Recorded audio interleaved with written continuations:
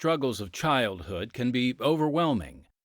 So much so that they can't wait to finish school so they can move on and make a fresh start somewhere else. The man in our story planned to carry out this sort of escape, that is, until his heart and mind and life were unshackled.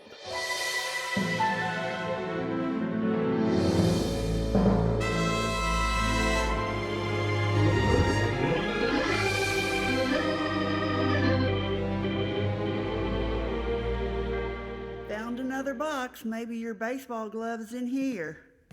Now stop looking out that window and help me unpack these moving boxes. There's a group of teenagers on the corner. They're fighting. Let me see. Oh, they're just wrestling. Maybe they have younger brothers you can play with later. Mom, can we go back to our old house? I already told you we can't. Why not? 'Cause another family needs that space. I'm grateful the mission let us stay there as long as we did. I miss our old place. Me too, buddy. Lord knows where we'd be if we hadn't found that home and got the help we needed. What kind of help? Oh, help to heal our broken bodies and souls? That's miles behind us now. Right now, you need to focus on unpacking that big box and putting your clothes away. How come I never get my own clothes? They're yours now, plus they're worn in. Now get busy, and when you're done, you can go outside and make new friends. I don't want to. Why not? It's a sunny day. Maybe after Dad gets home and he's with me? Karl, there's nothing to be afraid of. Yes, there is. Those boys out there have chains and knives. I saw them.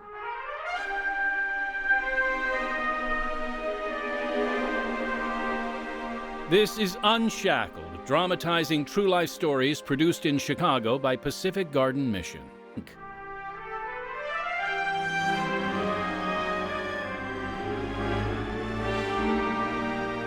Like the man in our story, you may have grown up with your share of bullies at school or in your neighborhood. And you probably promised yourself that you would never, ever do what they did. But far too often, we find ourselves imitating those very behaviors. And chances are, we may not even realize it. We now bring you part one of the true testimony of Karl Priest, right now on Unshackled.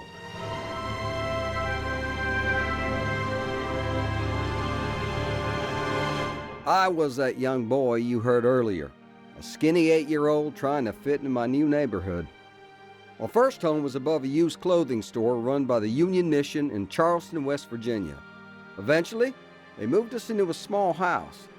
My alcoholic dad and unwed mom were literally rescued by those kind mission folks. In time, we moved to Orchard Manor, a tough housing project on the west side of the city. It was rough living there. Really rough. Street fights and crimes of all kinds happened there every day. Very few of those kids had a normal 2-parent family, and those that did usually had at least one parent who drank. I suppose my friends just imitated the brokenness they saw in their parents and continued the pattern.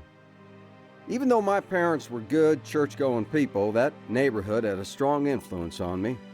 By the age of 10, I was smoking cigarettes, chewing tobacco, and skipping school. And with so many rough kids around, I was always getting into mischief or trouble with the police. After I graduated high school, I got a couple jobs, but goofed around too much and was quickly fired from both of them. Then a friend told me about an easy door-to-door job, handing out samples, so I jumped at the chance. All right, settle down. Settle down. On page 2, you'll see last week's list of who made the most deliveries. Any questions? Yeah, Joe, what's the problem? Why is my name on the bottom of the list? I delivered way more paper than half these guys. You call me a liar, boy? You ought to be paying me for the chance to work with these white boys. You hear me? Yes, sir. I hear you loud and clear. All messed up. I know, but nobody's saying anything. Okay, all right, stop your muttering and pay attention. Now turn to page 3 and take a look Hey, at... boss, you must have made a mistake on that delivery list. I know Joe made more deliveries than me, and... What's your name, son? Karl Priest. Well, Mr. Priest, I never make mistakes. And you need to keep your nose out of other people's business. You understand me? But he's right. I did do more. That's enough! You're fired, both of you! Leave your ID badges by the door and get out of here. Now! What a jerk! I don't know why we put up with him. 'Cause we need to work. Someday, someone's gonna put old boss man in his place. Somebody needs to, but they gotta be smart about it. You know what I mean? Yeah. I also know where he's working tomorrow. You wanna pay him a visit? You bet I do. He won't see what hit him. There he is, just up ahead. Yeah, I see him. Come on, let's get up behind him. Hey, mister, turn around. I got something for you. What? Stop it! Leave me alone! Help! Somebody! Help me! Just a minute. Oh my, can I help you, officer? Sorry to bother you, ma'am. Is your son home? He's in trouble again, isn't he? Oh, never mind. I'll go get him. I'm right here, Mom. Go back to your TV show. Now, Carl, you do whatever he tells you. Don't worry, Mom. I ain't in trouble. Go watch your TV show. Hello, Carl. Officer Johnson, how are you? You know why I'm here? I don't know. You tell me. It's about that right fist of yours. Your knuckles look like you've been in a fight. Oh, me, officer? I must have scraped it playing baseball when I, slid into home base. That's so. Well, that catcher you ran into ended up in the hospital with a concussion and some cracked ribs. Says he can identify the person who did it. Oh, yeah? What are you gonna do about it? Write me a ticket? Nope. I've got a warrant for your arrest. I'm taking you to the station and booking you for assault. Come on, man. He deserved it. Maybe he did, maybe he didn't. You crossed the line, son. Turn around while I cuff you. Ouch! Not so tough now, are you? Let's go. You can call a lawyer at the station. I couldn't afford a lawyer, so I represented myself. I guess the judge felt sorry for me because I ended up with only 6 months probation. I deserved worse, but was starting to believe I was invincible, that nothing could touch me as long as I never went too far, if you know what I mean. Looking back, I realized I had no purpose in life that summer. I just drifted aimlessly, open to whatever suggestions came my way. And a doozy came from my buddy Bobby. Come on, Carl. We can be in Myrtle Beach in 7 hours, buddy. We can go tonight. Be there for the sunrise. Aren't you forgetting something? What? Neither of us have a car, and both of us are almost broke. So you tell me, how are we gonna get there? We'll hitchhike. Two handsome guys like us, every girl that drives by will want to give us a ride. Probably want to feed us, too. As long as we don't get picked up by some psycho, I'm in. We're almost there, buddy. I can't wait to put my feet in the ocean. How's, Mr. What's-his-name in the back seat? Still passed out. Can't believe you talked me into hitching a ride with a drunk. Worked out, didn't it? He was all too happy to let me drive. When we get there, let's find an all-night diner. I'm starving. Our $5 won't get us far, but I bet he's got a wallet full of dough. Don't even think about it. Why not? We'll knock him out with something. Take his wallet and leave him in a ditch. You crazy? Steal his car, too? We can't do that. Sure we can. He's so drunk he won't even remember us. But what if we get caught? It's after midnight. Everybody in this town's asleep. I'm pulling over. Come on, Carl. Help me mug this guy. Hey, where are you going? I'm walking the rest of the way. It's not right stealing what ain't ours. You getting religious all of a sudden? Nobody's watching. You sure about that? Maybe God is. Maybe Santa Claus and the Easter Bunny are watching too. It just don't feel right. Beating up our old boss seemed right, but this guy, he don't deserve it. We need his money, don't we? No, we don't. Let's get out of here before he wakes up. Hold him down while I knock him out with this tire iron. No, Bobby, don't do it. Hero.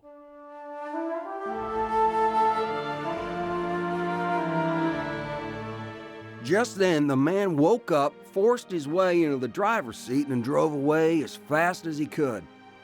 Had we tried to rob him, I was certain we would have ended up in jail. Eventually, Bobby and I found rides back to West Virginia, and our big adventure was over. I tried attending the local college that fall, but that only lasted a few weeks. I was desperate to get as far away from Orchard Manor as possible, so I tried joining the Navy. The recruiter told me they already met their quota, but there was space in the Navy Reserve. So I signed up and went to Chicago for training. A few days later, a blizzard hit the Midwest, and I spent my first week shoveling snow. 2 hours on, 2 hours off, for 72 hours straight. After boot camp, I was ready to see the world, especially any place warmer than Chicago. I finished my training and got my orders. So much for seeing the world. All I saw was the inside of a mess deck in Norfolk, Virginia.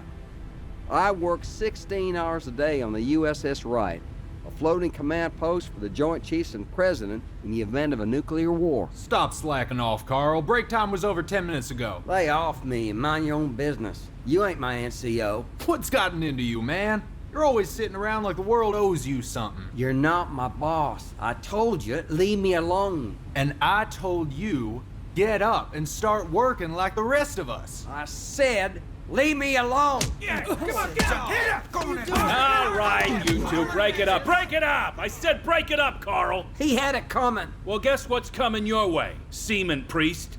Sink duty.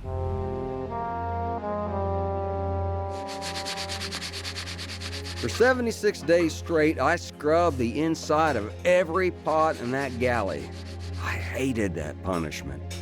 But working by yourself gives a man lots of time to think, you know what I mean? What was I doing with my life? More importantly, why was I even born? Then I got this crazy idea to write an apology letter to the captain and ask his help in finding something more meaningful to do with my life. Priest, get over here. Yes, Chief? You got a lot of nerve, you know that? Sir? Writing a letter to the captain without going through chain of command. I was only trying to... Did I give you permission to speak? No, sir. All right, pack your gear. You're off this ship as soon as we reach port. May I ask where I'm going, sir? For some reason, your apology letter impressed the captain. He's shipping you to an A school in Bainbridge. Hi. You must be the new guy. My name's Kevin. Priest. Karl Priest. How's the training going? Anything's better than working below decks. You got that right. Hey, listen. There's an off-base Bible study tonight. You want to join us? Sorry, I don't go to church. Used to with my parents when I was young, but that was a long time ago. I'm not into religion. No. It's not about religion. It's about having a relationship with the God who made us and discovering how much he loves us. He wants to be the Lord of our lives so we make better decisions and ultimately spend an eternity. Sorry, not interested. I like being in charge of my life. How's that working out for you? Man, you don't give up, do you? Let me ask you something. You Christians believe God created everything, right? Yeah, we do. But Darwin proved everything evolved from dirt, right? Okay, let me ask you a question. Who made the dirt? I never thought about that. There's lots of things I don't have answers for. But one thing I do know for sure. Studying the Bible has changed my life. For the better. Why don't you give it a try? Come with me tonight. I don't know, man. We can leave right after supper. What do you say? For some reason, the word sure came out of my mouth. Looking back, I'm surprised how easily someone's life can be changed by just inviting them to church or a Bible study. Once I got there, I was greeted warmly by all the regulars who attended every week. They sang some songs that were vaguely familiar, and then someone led a Bible study from a book written by some guy named Paul. Afterwards, we ate some food, and then Kevin drove me back to the base. So what do you think about the Bible study? A couple that hosted it are pretty cool. You know, authentic. Not pretending to be better than everybody else or trying to sell you something. And what about the Bible verse we studied? Ha! Which one? There were lots of them. For all have sinned and come short of the glory of God. That one. I don't know, man. I mean, I've been in my share of fights and all, but deep down, I think I'm a good guy. Never killed anyone or robbed a bank. When I reach the pearly gates, God will take all my good stuff and weigh it against my bad stuff. That seems fair, don't it? That's not what the Bible says. Let me try to explain it this way. Say you put your dress white uniform on and all of it's clean. All of it. except for one ink spot on the front, about the size of a dime. But the rest of the uniform is absolutely clean. You tell me, will that uniform pass inspection? No, definitely not. All of us are dirty, have a sinful nature, and need someone to clean us up before we meet a holy God. And his son did that for us. He took all our dirty sins on the cross when he died in our place, and it's up to us to accept that. So let me ask you, are you ready to do that? I told him I wasn't ready. Not yet, anyway. But he sure got me thinking about God and life and what happens when I die. A few weeks later, I made a trip to a local health club for my weekly swim. I sat in the sauna far longer than usual and felt lightheaded when I stumbled out. But I went for a swim anyway, because that is what I always did. You okay, man? Yeah, I'm fine. Just stayed in the sauna too long. Need some water.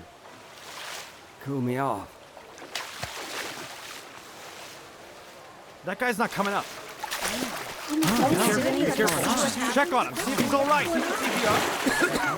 I'm all right. I got it. I can do it myself. You sure, bud? You almost drowned. Yeah, I'm good. That was the closest I'd ever come to dying, and it haunted me for days. What would I say if I met God? What would he say to me? Later that week, I decided to hang back in my barracks while the others went to the mess hall. I sat on the edge of my bunk and studied my white uniform hanging in my locker. I imagined a tiny black dot on the front of it, and as I've remembered all the people I had hurt and all the lies I had told, that black dot grew bigger and bigger. I realized that there was nothing I could do to clean myself up to meet God. Nothing. I knelt on the floor and talked to God for the first time in my life. Okay, God, you got my attention. I keep trying to ignore you, but you won't let me go, will you? All my life, I've bullied people and pushed them away from really knowing me. But you know me, all of me, even the ugly parts. To be honest, it's scary to think that you love me enough to let your son die for me. Jesus, I want you. No, I need you to forgive me and take control of my life. I don't know why I was born, but I trust that you'll show me. Jesus, I repent of all my sins and receive you as my Savior. I want you to be my Lord, the captain of my life.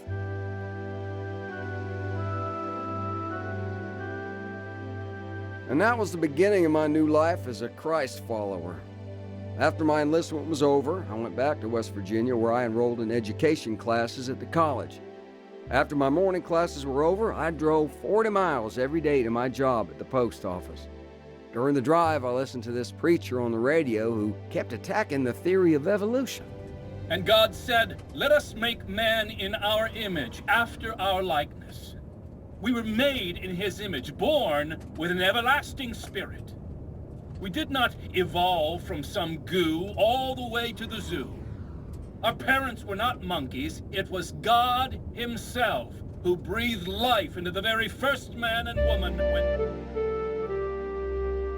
Before I started listening to this man, I held what was called a theistic evolution position. I believed that God created the universe and then sat back and watched it evolve from some primordial soup, which meant the story of Adam and Eve was just a make-believe allegory of some kind. But the more I listened to this preacher, the more convinced I was that Darwin's theory of evolution had enough holes to drive a truck through. Even the planet we live on is mathematically impossible to sustain life without an intelligent designer behind it. I started asking my science professor some hard questions about the lack of transitional fossils and got lots of crazy answers and pushback, but those conversations always bothered me. Eventually, I graduated, married a wonderful girl I had met at school, and started looking for a teaching job. I'll give you one guess what door God opened for me. Yep, Out of all the schools in the entire state, he led me right back to Orchard Manor, a neighborhood I grew up in. You want to see me? Yes, please have a seat. It's been a long time since I got called to the principal's office. I promise no detention. Let me begin by saying how grateful I am for your work all these years. What you've been able to do with these sixth graders is remarkable. There's been a significant drop in their trips to my office for conduct violations. Having a positive role model is making a huge difference for them. Well, thank you. It helps that I can relate to the same challenges that they face. I grew up in the housing project where they live. I'm guessing that's not the reason you wanted to see me. No, it's not. I'm concerned about the supplemental science booklets that the school board purchased. The ones about creation science?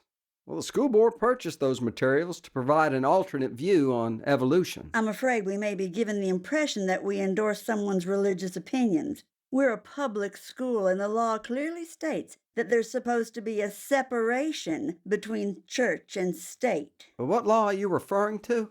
In the U.S. Constitution, you should know that. With all due respect, there's nothing in the Constitution that says there has to be a wall between government and religion. The First Amendment, which was added in 1791, says Congress shall make no law respecting an establishment of religion.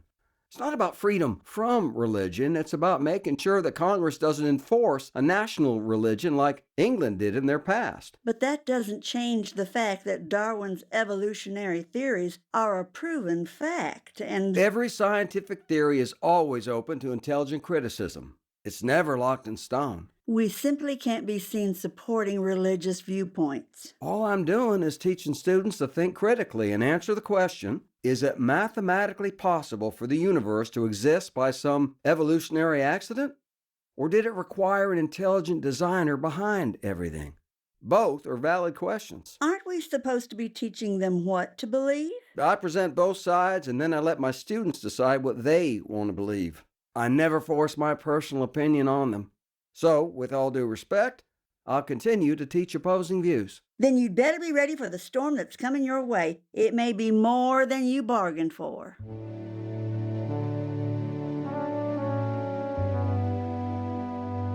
Some 20 years earlier, the West Virginia newspapers called it the textbook war. But the war raged on, and now I was on the front lines. On one side were parents and educators who wanted to ensure that science books told the truth, that Darwin's theories of evolution were not scientific fact. On the other side were those who rejected any possibility that the universe was created by intelligent design. Their vicious attacks remind me of the words from the Gospel of John. If the world hate you, you know that it hated me before it hated you. Eventually, the local evolutionists persuaded the county school board, and the evolutionists got what they wanted. Any and all references to creation science were removed from students' reading materials. I'll be honest, losing that battle was hard on me and my faith. Where was God in the midst of all this? Why would he let school children be indoctrinated with something that simply wasn't true? Weary from the battle, I slid into a lukewarm phase in my Christian life.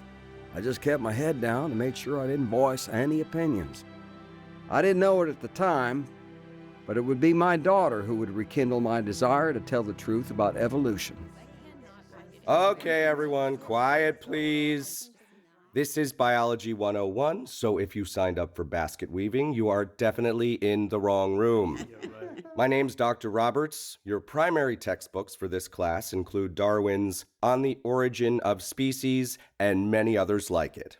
I can assure you that by the end of this course, you will fully embrace his theories of evolution as the only explanation for life. And that goes for any Christians in this room who still hold to that myth called divine creation. I usually have one or two Bible thumpers in my class every semester who still believe some all-powerful being created the world in 7 days. Any of you here today? Come on, put your hand up. I won't bite. Ah, there's one brave soul raising her hand. What's your name? It's Noelle. Noelle Priest. Things are improving. Now they're allowing female priests in the church. Tell me, Noel, do you really believe some God created Adam and Eve and that all mankind descended from those two individuals? Yes, I do. Why? Because the Bible says so, and God... But there is no evidence that God exists, is there? I can't see him, can I? Can't see air either. Does that mean air doesn't exist? A clever response, but I'm not buying what you're selling. There has never been a need for some imaginary being to be the spark that got everything started. The universe was quite capable of evolving on its own. Well, there are. You'll soon get a chance to share your opinion, Miss Priest. But before this class is over, you will learn that all life evolved from unguided forces, and that every one of us shares the same life-building genes as those of fruit flies who lived 600 million years ago. So the choice is easy. See it my way and you'll get an A in this course. Or don't see it my way, and you'll be lucky if you even pass this class.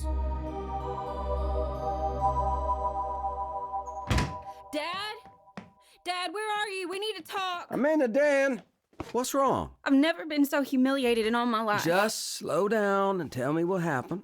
My professor's the most aggressive, egotistical, God-mocking evolutionist I've ever met in my life. First, he made fun of my name. Then he treated God's words as if it was all made up. Make-believe. I'm sorry, honey. Just drop his class and switch to a more open-minded teacher. I don't want to. Why? I thought you just said... Somebody needs to show this guy that there's rational proof for an intelligent designer and that evolution is so full of holes and contradictions. And how are you gonna do that? You're gonna help me. My daughter's experience reminded me just how pervasive Darwinism is, especially in our colleges and universities. True believers in evolution often ignore how much science has progressed in recent years. With the invention of electron microscopes, we're now able to look deeper into the molecular structure of cells and organisms. These new discoveries are convincing more and more scientists that life developing on its own, by some random chance accident, is virtually impossible. Even Nobel-winning biologists are saying that there has to be an intelligent designer behind life. The very cells in our bodies are far too complex to have developed on their own. As I coached my daughter on how to rationally defend her beliefs in creation, I wondered how many other people needed similar help in pushing back against the evolutionist agenda. I decided to start a creation group that would meet weekly and look at research that I had acquired over the years. I reserved a free room at my local library, and the first week, the room was full of empty chairs. Not one person showed up. Same thing the second week and the third. Maybe this wasn't such a great idea after all. Excuse me.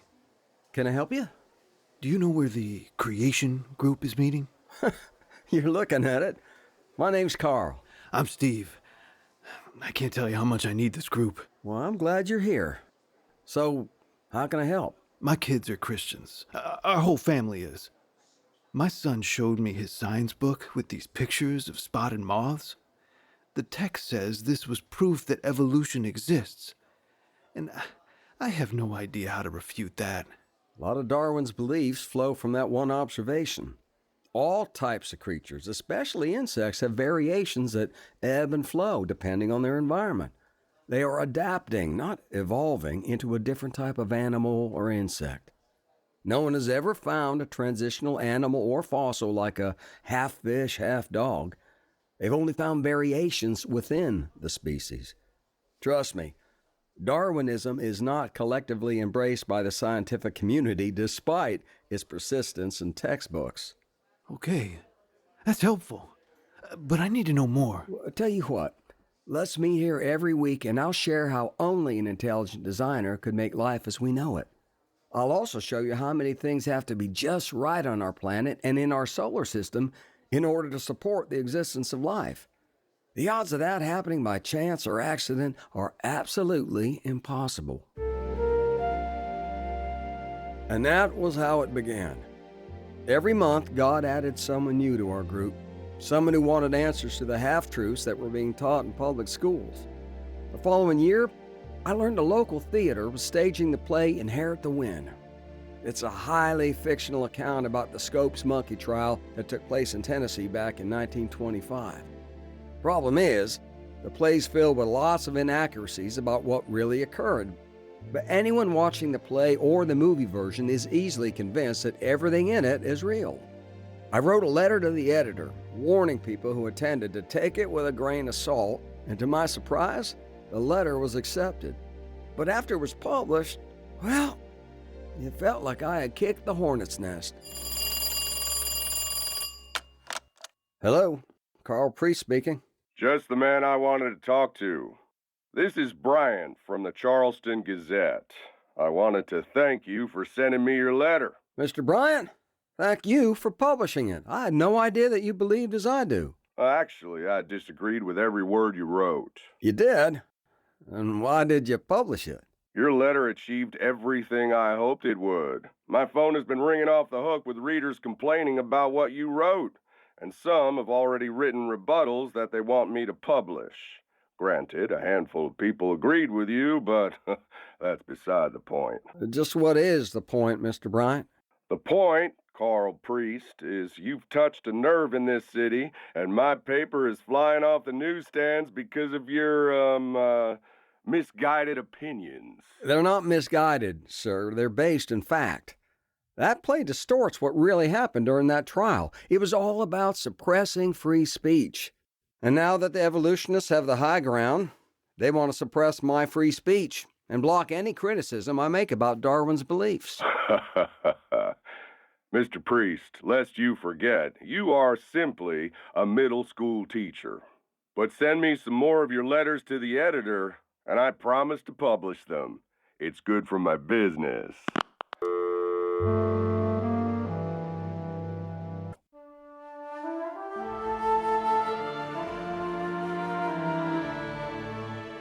It wasn't long before I started getting crank calls at my house, and even some hate mail. But I wasn't about to back down. My wife reminded me of the verse in Ephesians, the one that says, "For we wrestle not against flesh and blood, but against principalities, against powers, against the rulers of the darkness of this world, against spiritual wickedness in high places." God showed me that there were spiritual forces driving these ugly name-calling reactions. And it was up to me to not return the favor, but to love my enemies instead, even if they were rude. I continued to help my daughter with her biology papers, and she was holding her own with her opinionated professor. I also decided to petition the State Board of Education for more academic freedom. I felt like David going up against Goliath, but I knew I had to try. Thank you for meeting with me. I've never had a county board member invite me for coffee before. Former county board member. I'm guessing this is about my petition? You want the state's permission to teach about the errors in Darwin's theories, correct? That about sums it up. Do you really want this fight? It won't be easy. The other side. The other side has a lot more influence than I do, I know. They have the newspapers in their back pocket, and the national media will describe me as an uneducated hillbilly who doesn't know any better. Why is this fight so important to you? Why go through all this trouble? 2 reasons.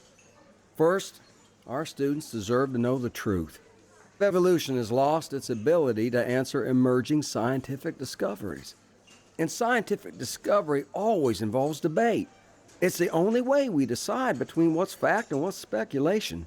And the evolutionists want to avoid that type of scrutiny. Okay, I agree with you. Our textbooks should teach the problems with evolutionary theory. So what's your second reason? That's a bit more personal. If Darwin is right, if life is only about the survival of the fittest, then that means there are no moral absolutes.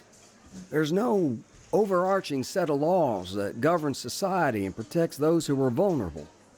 Under evolution, nothing can ever be wrong or evil. If the majority wants to enslave the minority or purge the weak in gas chambers, what's to stop them?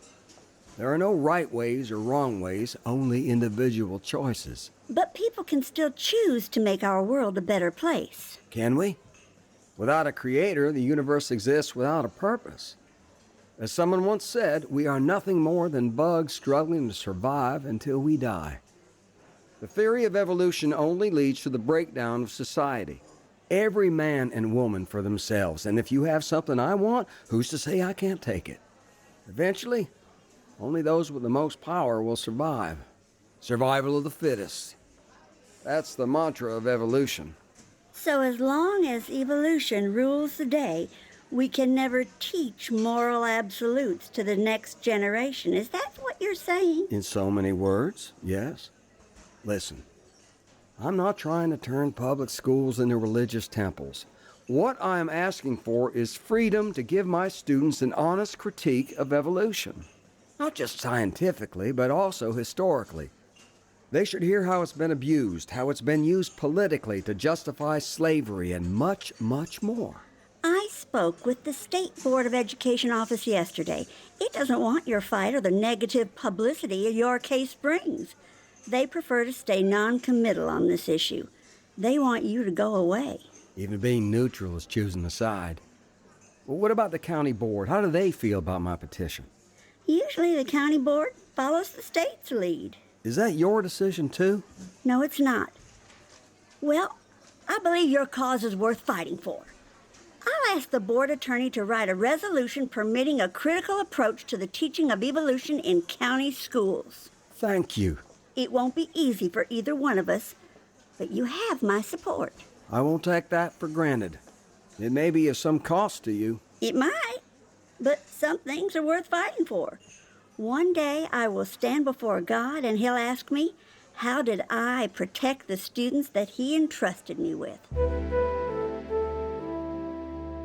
Over the next few months, I appeared at numerous county and state board meetings. I even polled county science teachers and found that they wanted the same guidance I did on how they could critique evolution in their classrooms. The media started covering the story, and once again, the local newspaper ran hostile editorials that were more personal attacks than scientific reasoning. Karl Priest. You want to hear the headline from my next column about you? I'm calling it The Evolution Resolution. How about a different title? Something like David Fights Goliath and Wins. Don't hold your breath. It will never happen. Your resolution is dead in the water. Why don't you give up this battle, You're never gonna win. Maybe I will, maybe I won't, but at least I've spoken the truth. You ought to try it yourself sometime. It might be good for your soul, Mr. Bryant. You're on a fool's errand, Mr. Priest. I'll say so in my next column. Be sure you read it tomorrow. I can't do that. Why not? Too scared of what I'll say? Not at all. I can't because I canceled my subscription months ago. Despite my best efforts, my resolution was voted down at the end of the year. But all the events leading up to it exposed the shameful tactics of Darwin loyalists. It also provided our creation group with frontline experience and proved that we could expose the lies of evolution without embarrassment. Our struggle continued despite the overwhelming opposition from the media. Soon after, a friend from church filed a citizen's complaint as a parent about the inaccurate material in state science textbooks, such as the peppered moth examples. After several months, once again with national media interest, her complaint was dismissed. There were so many days that I felt like giving up. But just when I needed it most, God would place someone in my life to assure me that what I was doing was important. Mr. Priest, can we talk to you? Absolutely. What's up? Mike and I were wondering if you could help us with a creation project. Of course. What are you thinking? Well, a lot of things. But one thing is, we want to make a display explaining all the evidence that supports that God created the universe. We even have this idea for a model about the Mitochondria. They're the energy factory in every cell in our body. They process oxygen and convert the food we eat on a molecular level. What they do is so complex that evolutionists still can't explain how they could have evolved to function the way they do. I know, they're awesome. Show me your plans after school tomorrow, and I'll answer any questions you have. Well, there's something else we want you to do. Oh? What's that? We heard about the creation group you led at the library, and we were wondering... We'd like to start one here at school, like a creation club. But all the clubs at school require a teacher advisor, and we don't have one. We were wondering if you could be our advisor. I would be honored to. Okay, everyone, okay. Now, everyone should have their graded midterm that I just handed out. If for some reason you didn't get yours, please see me after class. By the way, only one person in this class earned an A. The rest of you need to pay more attention to the materials and connect the dots better. That's all for today, and make sure you do this weekend's reading assignment. And how are you today, Miss Priest? Is there some reason why I didn't get my paper back? I wanted to give it to you personally. Here it is. Wait a minute. You gave me an A? You earned it. Your paper was well written, properly notated, and your arguments were grounded and persuasive. Does this mean you agree with me? No, Miss Priest. I am not persuaded. But I recognize academic merit when I see it. Thank you. Now that you've read my paper, I was wondering if you would be willing to read something I found for you.